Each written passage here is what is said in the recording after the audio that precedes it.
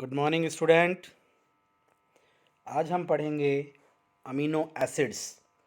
क्या क्या इम्पोर्टेंस होती है अमीनो एसिड की, क्या बेसिक स्ट्रक्चर होती हैं और कौन कौन से टाइप के अमीनो एसिड्स होते हैं।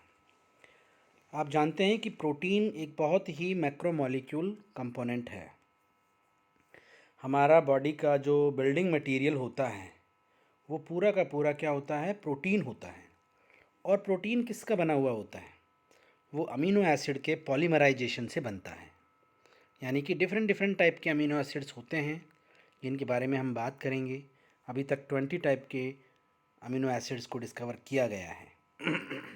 Is it clear? तो अमीनो एसिड को अब आप देखिए, क्या है amino acids, what is amino acids. इसके नाम में ही इसका एक्सप्लेनेशन छुपा हुआ है। ऐसा ग्रुप जिसमें अमीन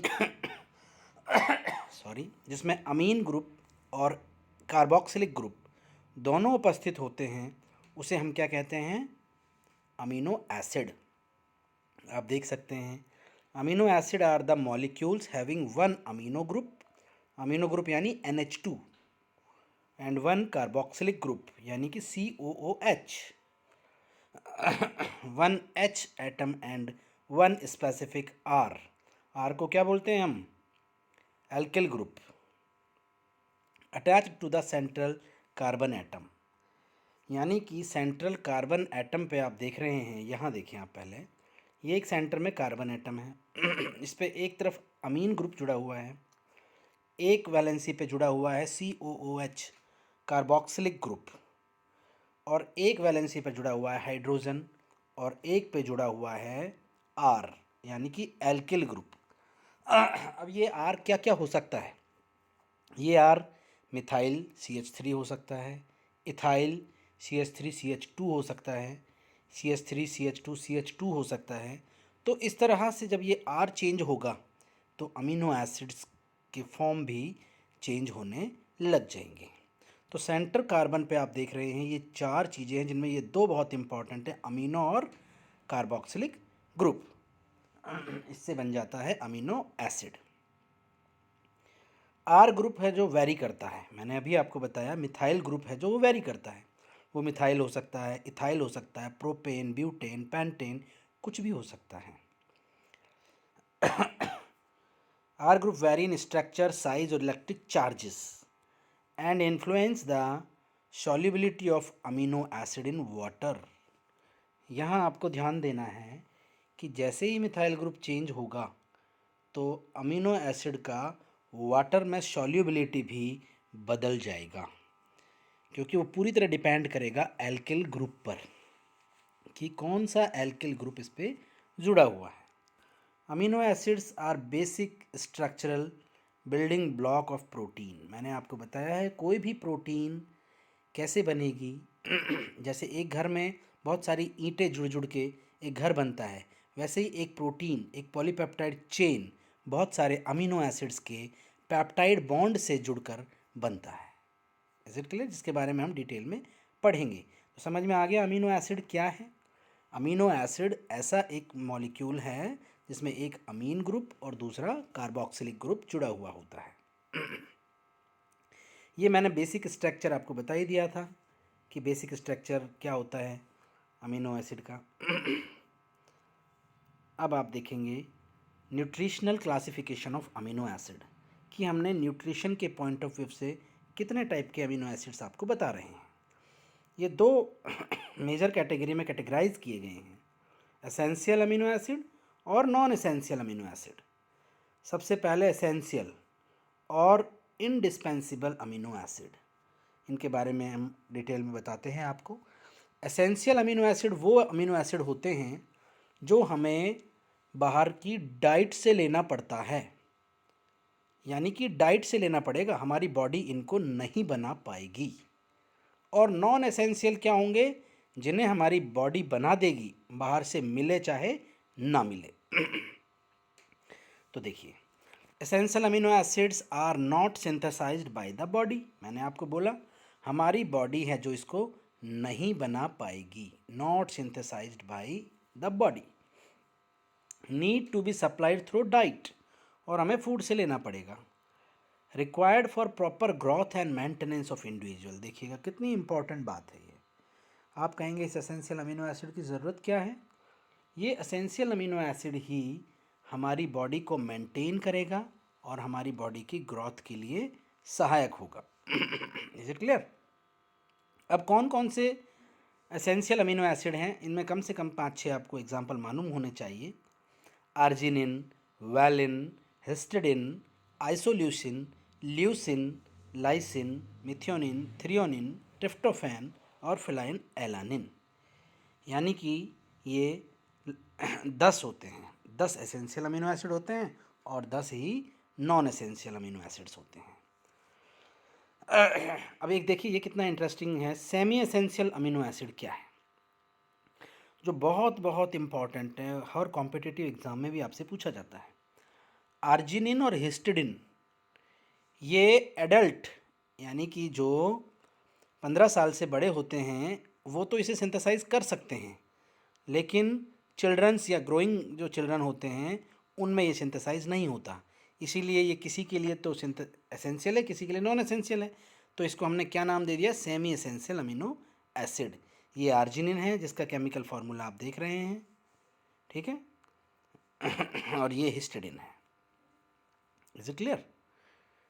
then non essential amino acid, जिन्हें हमारी बॉडी ही बनाएगी, बाहर से चाहे आप कुछ भी खा लो ये नहीं बनेंगे। They can be synthesised by the body to meet the biological needs, need not to be consumed through the diet. चाहे आप डाइट में कुछ भी खाएं आपको ये नहीं मिलेंगे, आपकी बॉडी इन्हें बनाएगी ही बनाएगी। Glycine, alanine, serine, cysteine, aspartate, asparagine, glutamate, glutamine, proline, tyrosine, ये भी 10 हैं। तो एसेंशियल भी 10 अमीनो एसिड हो गए और नॉन एसेंशियल भी 10 अमीनो एसिड हो गए हैं। अब आप देखिए reaction due to the both amino और कार्बोक्सिलिक ग्रुप। देखो मैंने बताया आपको एक प्रोटीन की चेन बनानी है तो एक अमीनो एसिड दूसरे अमीनो एसिड से एक बॉन्ड बनाएगा। और वो बॉन्ड कैसे बनेगा आप यहाँ देखेंगे। पहले ये NH2 ग्रुप दिख रहा है आपको और ये COOH ग्रुप दिख रहा है आपको। एक दूसरा अमीनो एसिड ये रहा, इसका COH ग्रुप ये रहा और NH2 ग्रुप ये रहा। तो ध्यान दें आप, ये H और इसका OH दोनों मिलकर के एक पानी बाहर निकाल देगा। डिहाइड्रेशन कर दिया, पानी बाहर निकालने को डिहाइड्रेशन बोलते हैं। और ये C इस N के साथ, इसको आप देखेंगे कौन से बॉन्ड से जुड़ गया है?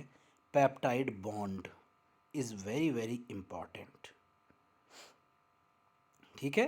पेप्टाइड बॉन्ड से सारे अमीनो एसिड्स जुड़ते जाएंगे और पॉलीपेप्टाइड चेन बना देगी, जिससे जो चेन बनेगी उसका एक एंड पे हमेशा याद रखिएगा अमीन ग्रुप होगा और दूसरे एंड पर कार्बोक्सिलिक ग्रुप होगा।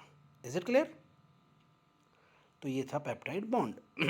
अब फंक्शन क्या करते हैं अमीनो एसिड, ये सीधा आपका पहला ही टॉपिक है, फंक्शन ऑफ अमीनो एसिड्स। अभी मैंने आपको बताया कि जो प्रोटीन है वो किसकी बनी हुई है? किसकी बनी है प्रोटीन? अमीनो एसिड्स की। तो ये मोनोमर के रूप में काम करते हैं और पॉलीपेप्टाइड चेन यानी कि उन पॉलीमराइजेशन से पॉलीपेप्टाइड चेन बनाते हैं। तो प्रोटीन बनाने का काम इन्हीं का है या नहीं है? सबसे इंपॉर्टेंट रोल देखिए, provide the monomer units from which the long polypeptide chain of protein are synthesised. पूरी प्रोटीन बनती है। अब आप मुझे बताइए कौन से बॉन्ड से ये चेन बनती है?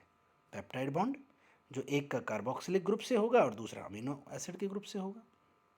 तो पहला फंक्शन समझ में आ गया कि मोनोमर यूनिट के रूप में काम करती है और पॉलीपेप्टाइड चेन बनाती है। L amino acid and their derivative, L जो इनके कॉन्फ़िगरेशन के बेसिस पे लिवर रोटेटरी और डी होता है डेक्स्टर रोटेटरी अमीनो एसिड्स।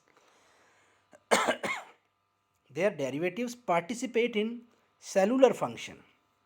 देखो एल अमीनो एसिड और उनके डेरिवेटिव जो उनसे मिलकर के बनते हैं वो सेल में क्या काम करते हैं? नर्व ट्रांसमिशन का काम करते हैं। जो नर्व इम्पल्स जाती है ना, जैसे पिंच करें आपको और आपको पता लगता है तो क्या बनाती हैं? Biosynthesis of the porphyrin, purine, pyrimidine and urea, ये सारी चीज़ें भी कुछ एल अमीनो एसिड है जो बनाते हैं, जो नर्व कंडक्शन के लिए बहुत ज़रूरी होते हैं। Short polymer of amino acid called polypeptide. देखो पॉलीपेप्टाइड में तो क्या होगा कि भाई 10, 20, 30, 40, 50, 100 तक अमीनो एसिड जुड़ करके जो एक चेन बना देगी उसे हम कहेंगे पॉलीपेप्टाइड। और जब ये चेन आपस में कॉन्फ़िगरेट हो जाएगी, अभी मैं आपको बताऊंगा प्रोटीन की स्ट्रक्चर, उसमें बताएंगे कितने टाइप की प्रोटीन होगी, primary protein, secondary, tertiary, quaternary protein. तो बाद में पॉलीपेप्टाइड चेन में कॉइलिंग होगी, उसके बिहाफ पे प्रोटीन बनेंगे। तो मैंने कहा amino acid called polypeptide perform prominent role in the neuroendocrine system, hormone बनाने में, हार्मोन रिलीजिंग फैक्टर्स बनाने में, न्यूरोट्रांसमीटर्स को बनाने में भी ये काम करेगी। तो समझ में आ गया। तीसरा कि अमीनो एसिड जुड़ करके शॉर्ट पॉलीपेप्टाइड चेन बनाती हैं, और ये शॉर्ट पॉलीपेप्टाइड चेन हार्मोन्स के भी हो सकते हैं, हार्मोन रिलीजिंग फैक्टर्स भी हो सकते हैं, और न्यूरोट्रांसमीटर्स भी हो सकते हैं। तो ये 3 इंपॉर्टेंट काम आपने देखे। नेक्स्ट देखिए, niacin, serotonin and melatonin are synthesised from tryptophan. देखिए नियासिन, सेरोटोनिन और मेलाटोनिन, आप जानते हैं मेलाटोनिन क्या होता है? स्किन में पिगमेंटेशन के लिए जिम्मेदार होता है। सेरोटोनिन क्या होता है? ब्लड कैपिलरीज हैं उनके डायलेशन, यानी ब्लड प्रेशर को रेगुलेट करना, कॉम्प्लीमेंट सिस्टम से आपका एलर्जिक रिएक्शंस को रेस्पॉन्स देना। नियासिन, नियासिन भी बहुत सारे रेस्पॉन्स जनरेट करती हैं। वो सब कौन से अमीनो एसिड से बनता है? ट्रिप्टोफैन से। तो ये अमीनो एसिड के फंक्शन में भी आ गया, और ट्रिप्टोफैन का फंक्शन कोई आपसे पूछता है तो आप ये भी लिख सकते हो। Melanin, thyroid hormone, calcitonin, catecholamines are synthesised from tyrosine. Catecholamines होते हैं जैसे एड्रेनलिन या एसिटाइल कोलिन, ये सब कैटेकोलामाइंस होते हैं। और थायराइड हार्मोन है जैसे थायरोक्सिन है, मेलानिन, मेलानोफोर्स हैं, जो मेलानिन पिगमेंट हैं, ये सब किससे बनते हैं? टायरोसिन से। ये भी एक अमीनो एसिड है। ऐसे ही है एक GABA, is very very important neurotransmitter है गाबा। इसका पूरा नाम है gamma amino butyric acid, gamma amino butyric acid GABA, जो ग्लूटामिक एसिड से सिंथेसाइज होता है। और नर्व जैसे नर्व कंडक्शन को कहीं पर जैसे सिग्नलिंग के लिए आप जानते हैं कि कभी तो किसी रिएक्शन को स्पीड अप करना होता है, तो फिर उसको डाउन लाने के लिए गाबा काम करता है, न्यूरोट्रांसमीटर काम करते हैं, जो ऑटोनॉमिक नर्वस सिस्टम का एक इम्पॉर्टेंट एजेंट होता है। तो उसको किससे बनाया जाता है? ग्लूटामिक एसिड से। Nitric oxide, a smooth muscle relaxant, is synthesised from arginine. ये नाइट्रिक ऑक्साइड है जो मसल रिलैक्सेंट है, कॉन्ट्रैक्ट होने के बाद मसल को रिलैक्स होना पड़ता है, तो उसमें कौन काम आएगा? Arginine. Act as a precursor of haem, haemoglobin आप जानते हैं उसके प्रिकर्सर के लिए भी काम करते हैं ये। हीम है, क्रिएटिन है, पोरफायरिन है, प्यूरिन है, पिरामिडिन है, ये सब की सब क्या होंगी? अमीनो एसिड्स के द्वारा ही बनाए जाएंगे, जिससे फिर आगे की सारी मैकेनिज्म्स स्टार्ट हो पाएगी। तो ये था हमारा क्या? फंक्शंस और टाइप्स ऑफ अमीनो एसिड्स। एक बेसिक स्ट्रक्चर मैंने आपको बताई, किस तरह अमीनो एसिड होते हैं जो बॉन्डिंग करते हैं, वो मैंने आपको बताया, पेप्टाइड बॉन्ड से जुड़ते हैं, और सबसे इम्पॉर्टेंट अमीनो एसिड्स के क्या क्या फंक्शंस हैं। तो ये 6-7 फंक्शंस आपको लिख के आना है, और ये बहुत इम्पॉर्टेंट है। और अब हम नेक्स्ट क्लास में पढ़ेंगे कि प्रोटीन के क्या क्या स्ट्रक्चर्स हैं, और एम्फोटेरिक नेचर अमीनो एसिड का क्या है, ज्वीटर फॉर्म क्यों बोलते हैं हम इसको। एक बार मैं आपको ये थोड़ा बता देता हूँ। यहाँ देखिए ये स्ट्रक्चर थी अमीनो एसिड की। कभी कभी क्या होता है कि इसका ये एच आयन, ध्यान दीजिएगा ये वाला एच, ये यहाँ से उठ करके इसके पास आ जाता है, तो एच आयन इसके पास आ जाएगा तो NH3 पॉजिटिव बन जाएगा ये, और ये COH नेगेटिव हो जाएगा। समझ में आया? मैं बोल रहा हूँ ज्विट्रिक फॉर्म। ज्विटर आयन वो आयन होते हैं जिसमें दोनों आयन होते हैं, प्लस भी माइनस भी। जैसे ये H निकल के इसके पास आ जाएगा तो ये NH3 बन जाएगा और ये COO बन जाएगा, तो यहाँ माइनस चार्ज आ जाएगा और यहाँ पॉजिटिव चार्ज आ जाएगा।